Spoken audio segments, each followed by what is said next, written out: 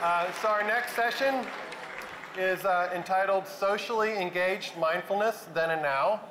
And in kind of the mindfulness movement, there's a lot that's happening in tech companies, in businesses, in different groups, but there's a ton happening actually reaching people who otherwise would never get reached, whether that's in youth prisons or in schools or in low-income areas. So we're going to have a conversation about what's the role of mindfulness as it regards social engagement and connection to social issues. And we're super happy to have an amazing panel for that. So Gabrielle Prisco, who's the executive director of the Lineage Project, which is a nonprofit that brings mindfulness programs to incarcerated and homeless and academically vulnerable youth to help them manage stress, build inner strength and resilience, and cultivate compassion. Also part of that panel is Chia T. Chu, who's a yoga and mindfulness teacher and a senior teacher with the Lineage Project. She also leads the 20-hour training program the Lineage Project holds. And Diego Perez, who is better known as Young Pueblo. So if anybody's on Instagram, you probably follow Diego. Diego's a meditator, writer, and speaker who's widely known on Instagram and various social media networks through his pen name, Young Pueblo. Online, he teaches hundreds of thousands of people every month through his written works that focus on the reality of self-healing, the movement from self-love to unconditional love, and the wisdom that comes when we truly work on knowing ourselves. His first book is titled Inward, and I was just talking to him backstage. He's working on a second book that will be out in about a year. And the panel will be moderated by Rhonda McGee, who led us in the meditation earlier. And please welcome the panelists to the stage.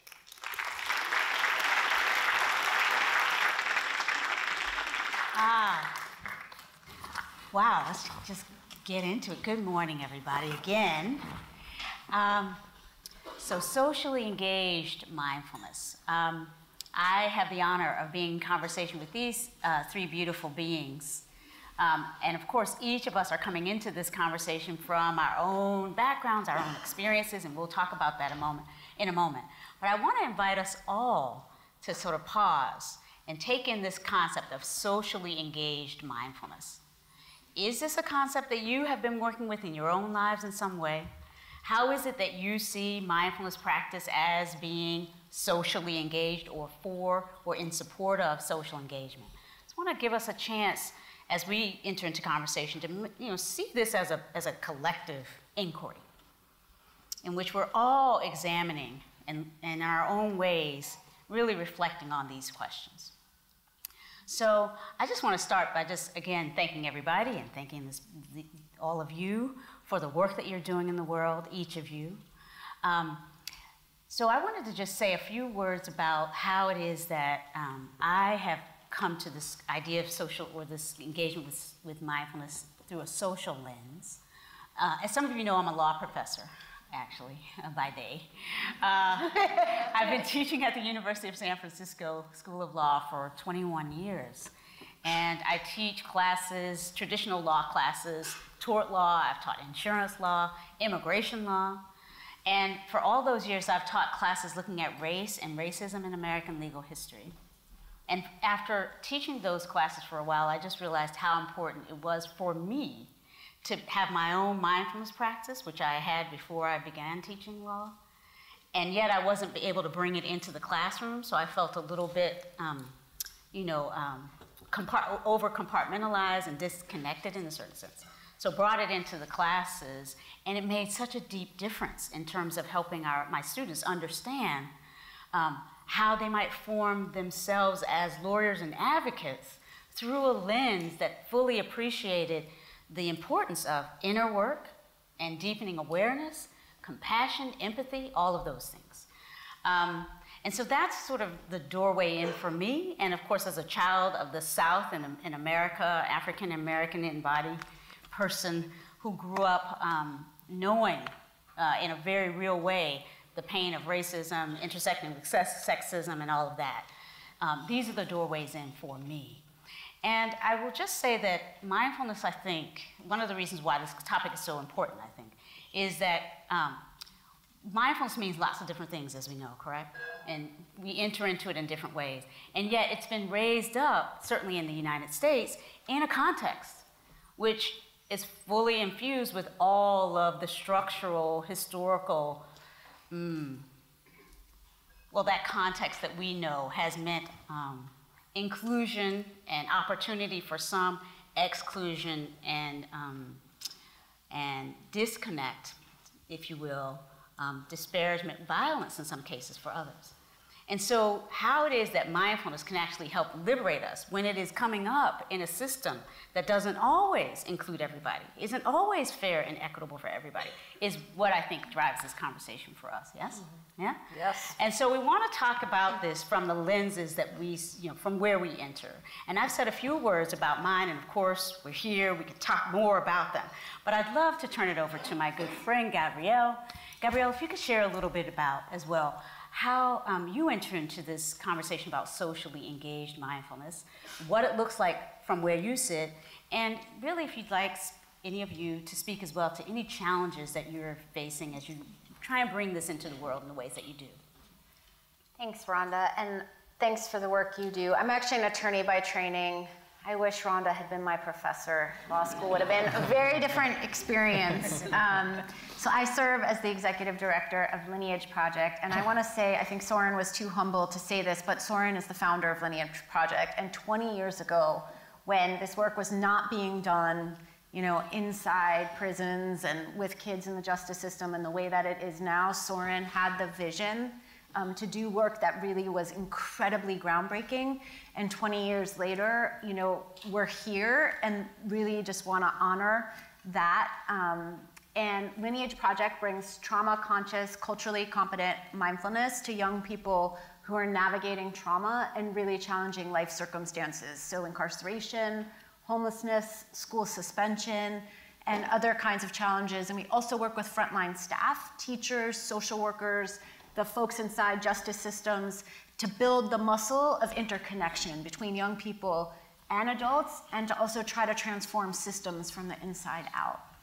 And how I landed at Lineage was through the door of being an attorney for young people in the justice system and the foster care system, having my own mindfulness practice, having the great fortune to be married to someone who is now a meditation teacher, but at the time was also exploring their own practice, and having that be part of our home. And frankly, my partner's a lot more rigorous about practice than I am, and I kind of came along for the ride often and started seeing changes in my own life and my own body and my own nervous system. And eventually, what happened to me is that I became increasingly convinced that systems change, trying to change laws and policies, which is incredibly important work that absolutely has to happen. All the things have to happen. All the levels need recalibration, transformation, revision. But for me, I felt called to move into doing this work in a different way, in an interpersonal way, in a way that was from the inside out and not the outside in. Mm-hmm. And I guess I just want to say, you asked Rhonda about challenges, and it has been very challenging in all the ways and in all the dimensions, and sometimes at the same time. And I was reflecting on so I've had the honor to be on this stage 3 times. And what I said last year is not what I would say this year. And what I said 2 years ago is definitely not what I would say this year. And I kind of maybe wish that tape didn't exist.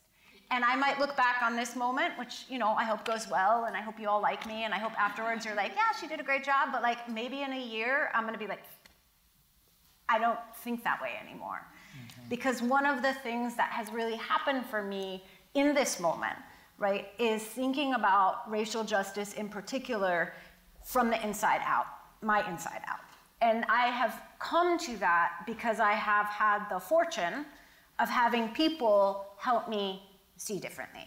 And I've spent 10 or 15 years working, kind of on behalf of kids in the justice system, and have been someone who's testified and written this and that and a law review article kind of talking about racial injustice. And the lens that has shifted for me and is shifting and is still very much blinders on. Sometimes one peaks up, sometimes it goes back down, right? But it's what is it like to say, what is my internalized sense of white dominance and white supremacy and internalized racial superiority, and how does that play out in how I do this work, as opposed to what we sometimes call at Lineage, like the missionary model, which is like, I'm the good white person who notices this really problematic, massive injustice in the criminal justice system, and is gonna spend my life, instead of being a corporate lawyer, helping other people fix their racist policies, right? And I will just end with one concrete example. So last night, my partner and I were taking the subway home, and I noticed a family, and the father in the family was a black man, and he was playing with his baby on his lap, and they were like super engaged and really connected, and it was really beautiful. And I noticed that like what flashed into my mind was like a little bit of surprise. And I've read why am I surprised by that, right? And by the way, the research actually shows that black men spend more time reading to and playing with and connecting with their kids than white men. I know that, I've read that research. But like that came up in me, right? And what then comes up is shame. Like, why do I think that? Why do I feel that? Oh my, I have to go speak on this panel tomorrow, right? And like, I'm gonna talk about racial justice, and I have this come up in me. And I was talking this morning with someone about like how in between the reaction and the stimulus is the space for choice. And that's from Viktor Frankl, paraphrased. And so in that moment, I have the chance to use my practice to think about a different way to do this work. Thank you. Thanks. So beautiful.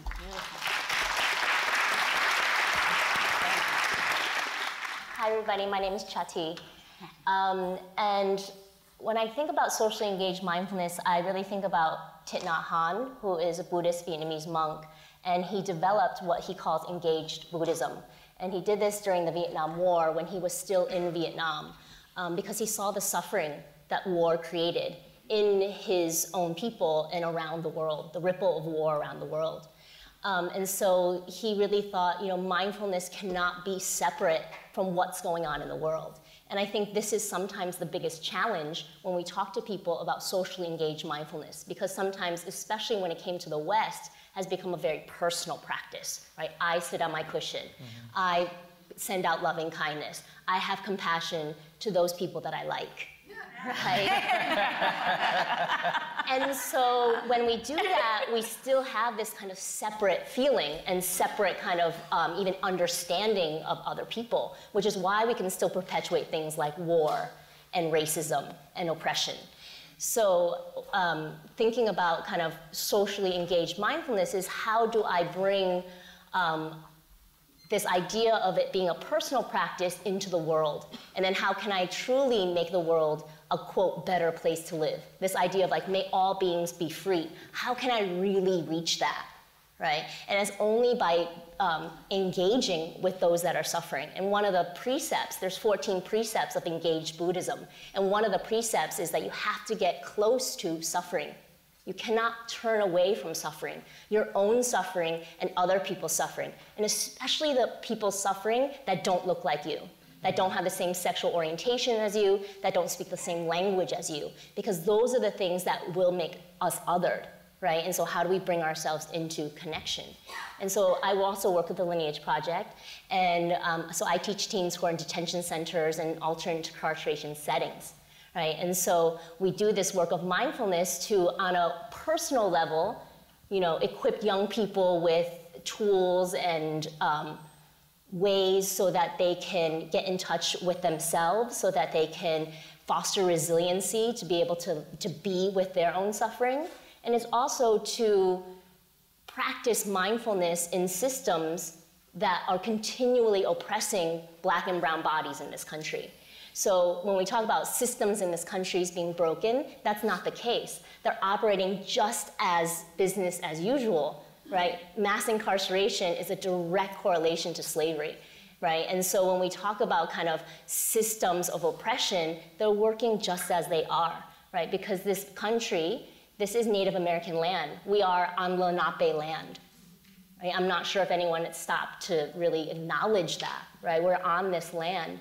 And so we are all different peoples on this land, but we have a history of just not wanting to remember that we are guests on someone else's land, right? And so if you even think about the word mindfulness in Pali, right? The word in Pali, it means, it's sati, and it means remembering. So our mindfulness practice is about loving kindness. It's about, finding the pause. It's about connecting with other people, but it's really about remembering. And so the remembering here is not erasing our history, right? And so when we do this work of socially engaged mindfulness, we're not forgetting our history, right? That oppression, power, and privilege exists, but we also have the ability to remember and make different connections to really counteract that. Thank you. Thank you. I'm quite happy to be here and to be speaking about this topic because it really feels like it's my two worlds coming together. So before I started writing as Young Pueblo, I literally grew up in the world of organizing and activism. I started pretty young when I was about 15 years old.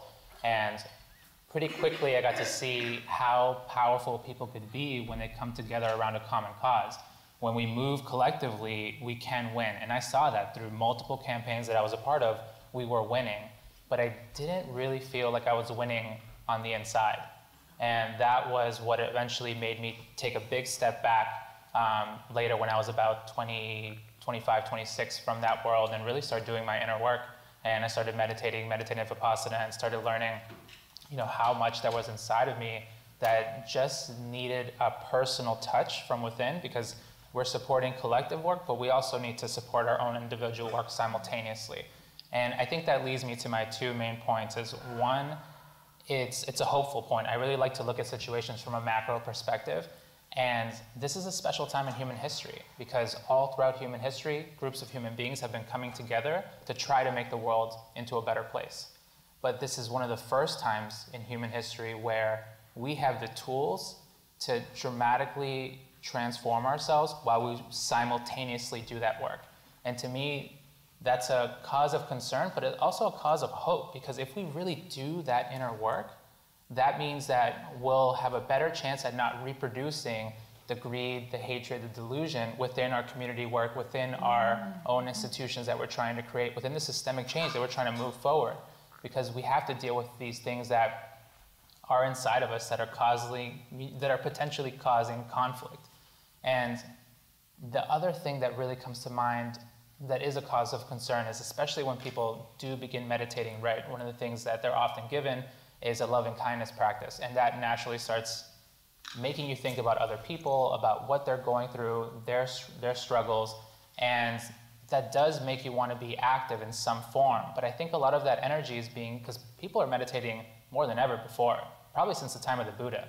It's massive how many people are meditating now. But a lot of this energy is getting channeled into the internet.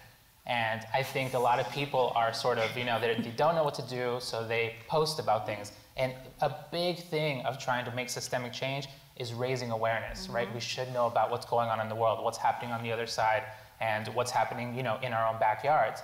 But posting isn't enough, right?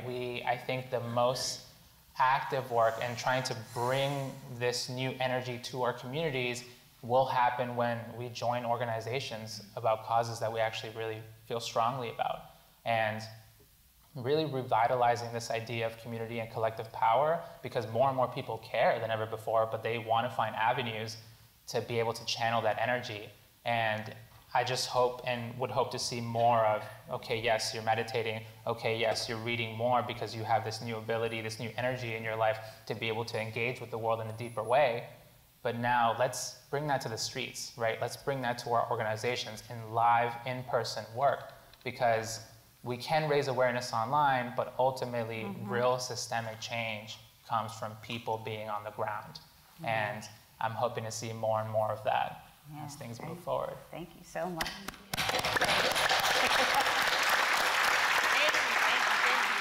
Wow.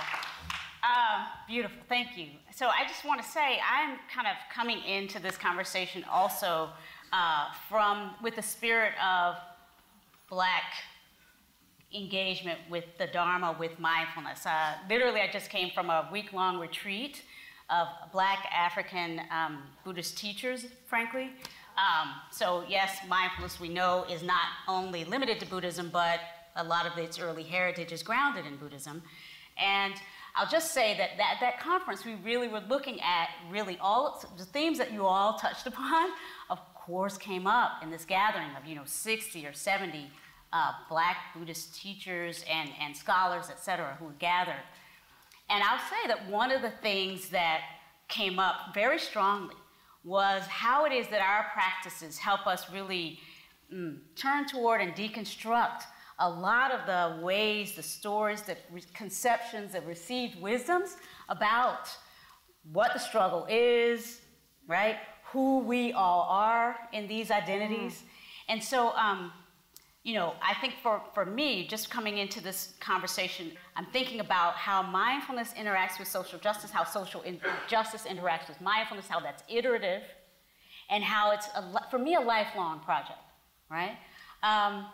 So when I think about going forward, and I'm curious if you guys as well, and all of us, if we begin thinking about how it is that these practices can actually, every day, help us wake up to new ways of thinking about where we enter into these systems of oppression. Because as Gabrielle so beautifully noted and was amplified by our other very insightful guests, all of us are in all of these things, and they're in us. We're in systems, and the systems are in us, inevitably. And so mindfulness for me is a way of helping wake us up to that. And just one quick example, at the retreat, it's all African Americans, right? Giving us an opportunity not, to look at how it is inside our community that we've internalized racism, biases against each other, colorism. We all have a lot of wounds that come from the way we've internalized in the African American community the ideas about us that other people have. And so we were able to kind of look at those things, in part because we were together in that setting and could, in a way that often when we're in mixed company, we don't get a chance to unpack it. So any insights, thoughts about how, the ways in which these practices are helping you? I loved your story, Gabrielle. I'm wondering if we have any other insights about how these practices are helping each of you, or other thoughts from you, Gabrielle, wake up right now to the next level or next layer that we're invited to engage with if we're going to really bring this into the world and disrupt patterns of oppression that are killing too many people and making too many of us suffer disproportionately today. When you're actually practicing and you're sitting down and meditating, even though we all meditate a lot of different techniques, often what we're doing is coming back to the present moment. And the moment that you come back to the present moment, you're cutting delusion, right? You're literally cutting delusion in half. And when you're setting aside delusion and you're existing in the present moment, that allows you the ability to take a step back and listen to other perspectives, whether that's your own or whether that's a part of yourself that you're sort of ignoring or another person's. Because I really think that real intelligence is having multiple perspectives, and that's essential in this work, right? Because I can think that something is a certain way, but really I need to be able to have the strength to be able to listen to you and hear what's coming from you and what's existing for you. Beautiful. Thank you so much. And I also think mindfulness is an embodied practice, right? So you really feel into the sensations of the body, feel into the emotional body to try not to run away from uncomfortable feelings. Yeah. And so if you're living in a body that's systemically oppressed, like a person of color, queer and trans person, an immigrant, someone who doesn't speak the languages, the dominant language of English, you're always uncomfortable. So as a woman of color, I'm kind of uncomfortable a little bit of my day every single day when I walk down the street. So my mindfulness practice helps me to feel that feeling and not run away from that feeling and take care of that feeling with compassion. And I think the privilege of privilege is that if you're living in a body that doesn't feel assaulted on the streets every day, visually, verbally, by media, then you have the privilege of not feeling uncomfortable. And when you don't feel uncomfortable, your lens is narrow. Right? And so what mindfulness practice is an embodied practice invites us to do is open up to the experience of perhaps our own uncomfortability and then other people's uncomfortability. Because then if we have that, it's not easy to dismiss someone's experience. So if I say, oh, as an Asian woman of child of immigrants, I feel this way, and then someone else says, well, we all feel that way.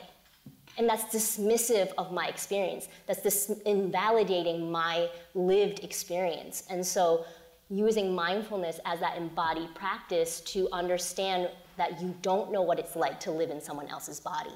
But the more we take care of our own uncomfortable feelings in our body, then we truly have compassion and generosity to really be able to give space for other people when they voice their uncomfortability. We don't have to do anything to fix it, right? But it's about opening ourselves up in this embodied way to hold space. Thank you. And I would just add, I think that one of the things a practice lets us do, and when, I'm speaking now as a white woman, and I'm speaking to the white people in the audience, which is build resilience, to have hard conversations about race, and to hear the kinds of things Chati was just talking about. And I know that my perspective has just been like blown open by starting to read Robin DiAngelo's book, White Fragility. And I really recommend that book. And what she says so powerfully is like, if you think that racism means like you're bad and have malintent, then like sure, you're not racist. But that's not the definition. If you understand that racism is like a structure that you were born into and then you've been conditioned into, and of course you have internalized white superiority because you were born into this system and your whole life has supported this system, then like you're just admitting the way things are, and it is an opportunity to awaken. And then you recognize the people who tell you about their experience as a gift. And it reminds me, like, you know, Sharon Salzberg, who's here, talks in one of her meditations about like when you recognize the uncomfortable feeling and you're like, hello, friend, right? And it's like the moment that someone tells you to look inside yourself, instead of feeling shamed and, oh my God, I've made a mistake and I hope they destroy that videotape because I don't talk that way anymore, it's like, I have the privilege to awaken because when I am conscious, maybe I will be less part of this system, and the system is dehumanizing people of color, the system is dehumanizing white people, the system is destroying the planet, and like maybe this is a chance for me to gain more consciousness. And it's uncomfortable, so I have to build resilience. Absolutely. And so this is just a kind of an opening of a conversation, and we're so grateful to have this opportunity early in the day because we hope that you in your own ways will continue this very rich inquiry into what it means to actually engage with mindfulness, fully open to the difficulty, the challenge, the opportunity to be made whole and new again. For all of us, we've all been formed and deformed by these systems of oppression. Can I say that again? All of us have been formed and deformed by these systems. And so we really need to kind of deepen our capacity, have this openness to the stamina that can be built. Fragility is learned. It's not an inherent state. And so then can be the capacity that Gabrielle was just speaking to. We hope that every conversation in some way will touch into what we're talking about. Because all of us live in these systems, and we will not liberate ourselves or experience liberation in a way that touches everyone, which these practices can do, if we don't each see some way for our own work to be involved in socially engaged, liberating mindfulness. Thank you all so much. Thank you. Thank you. Woo. Thank you. So our next speaker is almost ready. So how many people think it would be a good idea to teach mindfulness in the federal government? Just kind of raise your hand. Probably a good idea.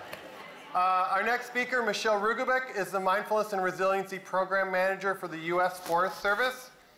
Michelle has worked for the U.S. Forest Service for 33 years, including 16 years on wildland fire engines, hand crews, and hotshot crews. She's an MBSR certified mindfulness teacher who's been featured in Mindful Magazine and Time Magazine for teaching mindfulness. So even though she works for the Forestry Department, she actually teaches mindfulness throughout the federal government for thousands and thousands of employees. And we were really happy to team with her earlier this year on the first ever Mindfulness and Resiliency conference that happened in Jefferson Auditorium in the heart of the federal government. And we had people from the CIA, the FBI, the Justice Department, Homeland Security. It was a really interesting group of people that all came together because they're interested to learn about mindfulness for themselves and how it applies to their work. And Michelle has been spearheading all of that. I won't try to describe her more. I'll just welcome Michelle to the stage.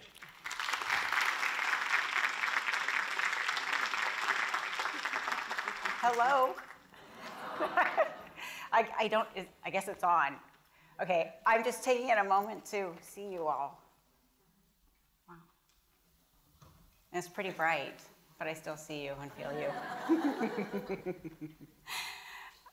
First, I wanted to start off with how much profound gratitude I have that you're here and for the work that we all as a community are doing around mindfulness.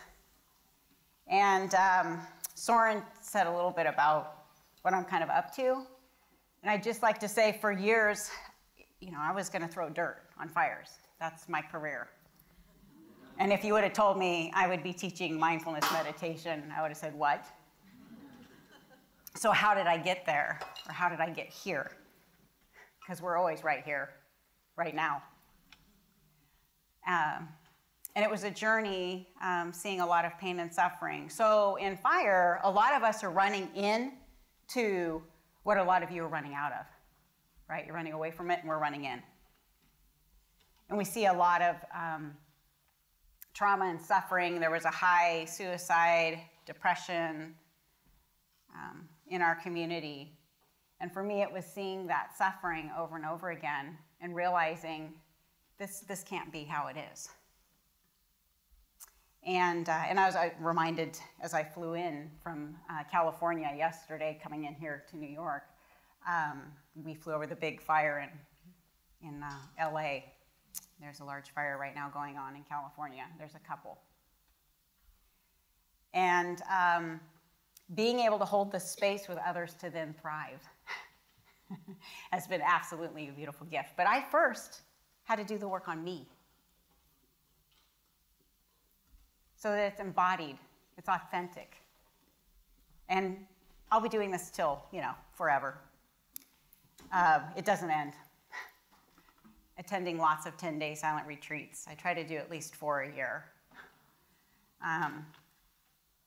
So what I did was I started, there's work on myself, met this wonderful man named John Kabat-Zinn,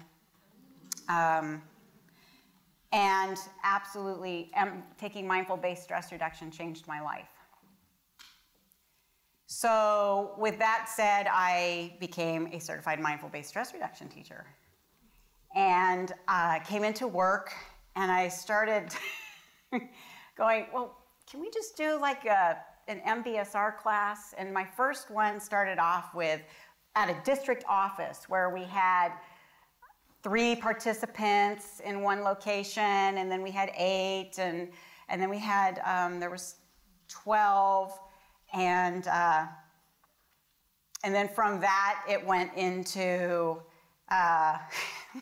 much larger groups. This fall, MBSR class, we have 3,078 signed up, over 45 different federal agencies. And everyone's like, well, how did that happen? Well, I just said, well, you're all welcome. Because, because we're not in this alone. And the more that we become, like Dan Siegel says, the more me plus we. Anyways, it is about all of us coming together and being connected. And the power of that, it's just thriving and growing. And we have a spring and a winter MBSR sign up already, and that's already filling up. And so it's just been a blessing to see the contagious, so it does spread like wildfire. And everyone goes, well, how did it establish? And I have to say, I first started with thinking, well, maybe this should come through occupational health and safety. I did fire for many years, and well, this is kind of a health and wellness, like working on the body. Well, it didn't really take off. And then I got into civil rights. Well, I did research first. I did research for a while, and we kind of sponsored it. And there was like a little bit of acknowledgement, but nah. And then civil rights. So the invitation is notice that where you think it should be is where it shouldn't be. Go the opposite. And so the civil rights director really, really supported the mindful-based stress reduction program and the effort of you know, and then I noticed it wasn't efforting, it was a way of being, because it was an invitation. It was never told. It was an invitation. And so as people started taking the class, other people started getting curious as, what's up with you? Because you're kind of changing, like you're kind of nice, and like, I thought I hated you for 30 years. Like, I know I hated you. And we're getting along, and relationships were mending. People were holding more love and kindness for each other and thriving. And so people start leaning in, getting more and more curious. So it's interweaving throughout all levels. All levels. It wasn't ground up, ground from top down, it's everywhere. And so that's what's been so beautiful, is noticing that it doesn't have to start at a certain height or dimension or whatever you want to call it. And so giving permission for all people to be a part of it at all levels. So and I always give the invitation, notice who you are now, because in 8 weeks, you're going to be a different person, and if you're okay with that, stay in the class. And you're like, wow. It's the hardest work we'll ever do, to sit with ourselves, to turn towards our suffering. And the more we do that together as a community, in such a very broad space, it's been amazing. And just really acknowledging that. So one thing I do when I sit with leadership a lot, they'll like say, you know, we can have thoughts. What would that look like to get out of our own way with our thoughts and judgments? What? What would that look like to get out of our own way with our thoughts and judgments? To notice that maybe what we think the perception of what a mindfulness program may look like in the federal government may not be what you're thinking. And they call me Red Bull in DC, and I like to say I'm chamomile tea rooted in wisdom, when to know to use both. There's a time and a place. And just recently, I was back in DC. I go to DC quite often to brief leadership and work with them, and I do work virtually in California. And you'll probably think, well, how are you holding the space for such large classes with mindful-based stress reduction? And we're doing it virtually, and people are given the space to call in from wherever that is for them, that's comfortable, so that they can have the experience in their own way, so it's been amazing. And also the blessing to have the chief of the U.S. Forest Service and our leadership to say, we give everyone the opportunity to sign up and take mindful-based stress reduction if they wish. And then just to, then Red Bull, I kind of, opened it up to everyone. So, and just really excited to see from Secret Service to Homeland Security to TSA, FAA, IRS, CDC, National Institute for Health, Tobacco and Alcohol Commission, the list just goes on and on. And some of these new things, I like the list I didn't even know. I'm like, what? We have that? What? I didn't even know about that title. That's great. So that has been profound as well. And just pausing for a moment to notice, again, this, I have to say so much gratitude towards all the people that have helped hold this space as this has grown. And the Mindful Society, Barry and Jim and everyone at the Mindful Magazine and Society have been fantastic. They're always behind the scenes. John Cabazin, Dan Siegel, Rhonda McGee, Sharon Solzberg, Amishi Jha. The list just keeps, it's like there's so many profound people that have helped hold the space as this has grown. So something happened the end of December last year and into January, and maybe it didn't affect most people in this audience, or it did. And I had been working really hard on a Mindfulness, Compassion, Inclusivity Summit. John Cabazin and Amishi Jha and Dan Siegel and like all these people are Rhonda McGee, Ashanti Branch, like we're all coming together, Brian Katie, we're all coming in, and I'm like, uh-oh, that means we're not working. And we were gonna stream it. I sit on my cushion, it's like you don't just sit to meditate, like Sharon Solzberg says, we don't just meditate to meditate, we meditate to show up in life, right? The way that we want to show up. We get off the cushion with awareness and wakefulness and intention. And so we went ahead and held it, and we did record it, and it was given out to all employees. You can actually Google Mindfulness, Compassion, Inclusivity Summit, and the Mindful magazine housed it, and you can go check it out. But it was profound, and then we did the summit in August, and everybody is excited to already do another one. And this is, again, an offering for all the federal government. So noticing how we meet all sides and how we get out of our own way with our thoughts and judgments, that we're all trying to show up and do the best that we can. And how do we meet that without judgment? And I think this came from the roots of being a firefighter for so long and so grounded to nature and connected. And a lot of us in the natural resource, you know, we have 143 million acres that we take care of in the US Forest Service. The water that you get out of your tap just doesn't come from the tap, it's protected so that you could have that water and that you can eat the food that you eat each day. So this effort is a lot bigger than maybe the perception of, you know, we just fight fire. We take care of these resources so that we can have sustainability of life. Yeah, so the journey, 4 weeks ago I was in Libby, Montana teaching mindfulness. And then I was in Chicago teaching mindfulness to 250 lawyers and attorneys in the federal sector. And then I was in DC teaching mindfulness to all the national directors. And then last week I was teaching at what we call a GROW workshop, Growth, Respect, and Opportunity workshop. And then I say I'm a twig because there's one of me. But it didn't take a whole lot of people to form that and to hold the space with thousands. So to date, we've done 6,500 employees in a year and a half. And so that has been truly a gift as well.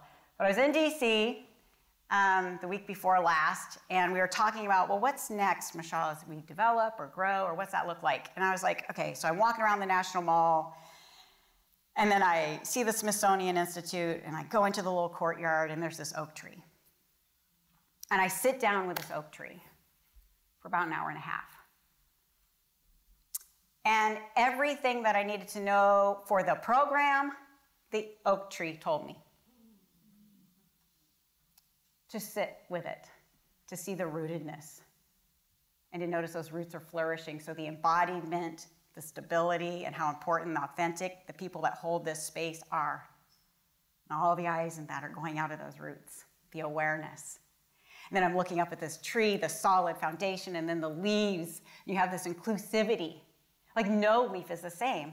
And so how important that is that all beings are included. And seeing the sunlight glow in different pockets of thickness, and it was just like this beautiful speaking of like, wow, this is what's next. This is how it will grow, and this is how it will be nurtured. So the invitation to go sit with trees more often.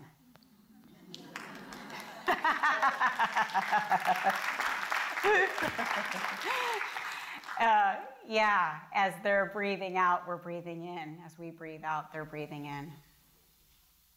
And it's amazing to go back to the roots, to feel anchored, and just offering the invitation that each one of you are enough. And I love you all. And the more I meditate for my own practice, I absolutely, truly love all beings.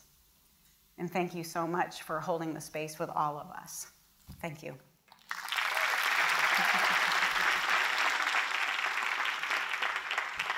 So one of the things, if I can just jump in, about Michelle when we did our event in DC together, was how many of the people love her.